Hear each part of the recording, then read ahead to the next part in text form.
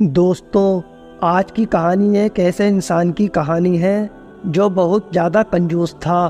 اس آدمی کا نام اکرم تھا۔ چچا اکرم محلے کے سب سے کنجوس آدمی تھے۔ ان کے گھر کوئی مہمان آتا تو اس سے بات چیت کرنے کے بعد کافی دیر کے بعد پوچھتے ہیں کہ چائے تو نہیں پئیں گے آپ، کیونکہ چائے بہت نقصان دیتی ہے، اور شربت تھوڑا گرم ہے تو شربت پینے کی حالت میں نہیں ہے، اور بسکٹ نمکین والے کی دکان ابھی بند ہے۔ اب کیا کروں میں؟ سموسے والا تو ابھی تیل گرم کر رہا ہوگا، کافی وقت لگے گا، آپ کہاں اتنی دیر بیٹھے رہیں گے؟ تو بیچارہ مہمان یہ سن کر شرمندہ ہو جاتا ہے۔ ایک دن دوپہر کو کسی فقیر نے ان کے گھر کا دروازہ کھٹکھٹایا۔ چچا اکرم نے دروازہ کھولے بغیر پوچھا، کون ہے؟ فقیر بولا، بیٹا مہربانی کرو، مجھے کچھ پیسے دے دو، میرے پاس سبزی ہے، روٹی خرید کر کھا لوں گا۔ تو چچا اکرم نے بولا، جاؤ جاؤ دفع ہو جاؤ، نہیں ہے میرے پاس پیسے، پتہ نہیں کہاں کہاں سے ایسے بھکاری آ جاتے ہیں مانگنے کے لیے۔ چچا اکرم نے بیچارے فقیر کو خوب باتیں سنائیں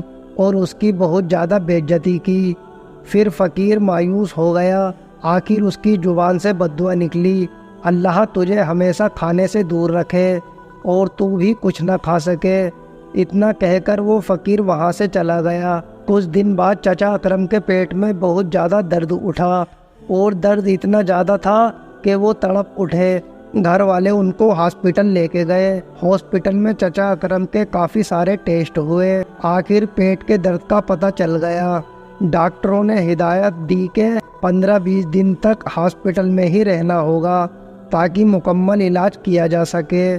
ہاسپٹل سے جب گھر واپس آئے تو کمزوری سے نڈال تھے، بہت برا حال تھا، کوئی چیز ہضم نہیں ہوتی، دہی یا پھلکا بھی کھاتے تو الٹی ہو جاتی۔ ڈاکٹر کے پاس جاتے تو وہ کہتا کہ شاید آپ نے بد پرہیزی کی ہے، ٹیسٹ کرواتے تو سب ٹھیک آتا۔ دوا ٹائم سے استعمال کرنے کے باوجود طبیعت سنبھلنے میں نہیں آ رہی تھی، رنگ پیلا پڑ گیا تھا، تھوڑا سا کھانے سے ہی الٹی ہو جاتی۔ چچا اکرم کی راتوں کی نیند اڑ چکی تھی، ان کو موت کا خوف ہونے لگا۔ سوچتے سوچتے انہیں نیند آ گئی۔ خواب میں دیکھا کہ بریانی کی دیگ کے پاس بیٹھے ہیں، وہ سب کو چاول بانٹ رہے ہیں۔ صبح اٹھ کر چچا اکرم نے گھر والوں کو اپنا خواب سنایا تو انہوں نے مشورہ دیا کہ غریبوں کو کھانا کھلاؤ۔ چچا اکرم نے بہت سے باورچیوں کو بلوایا اور ان سے پوچھا کہ بریانی کی 10 کلو کی دیگ پر کتنا خرچ آئے گا۔ باورچی نے خرچہ بتایا۔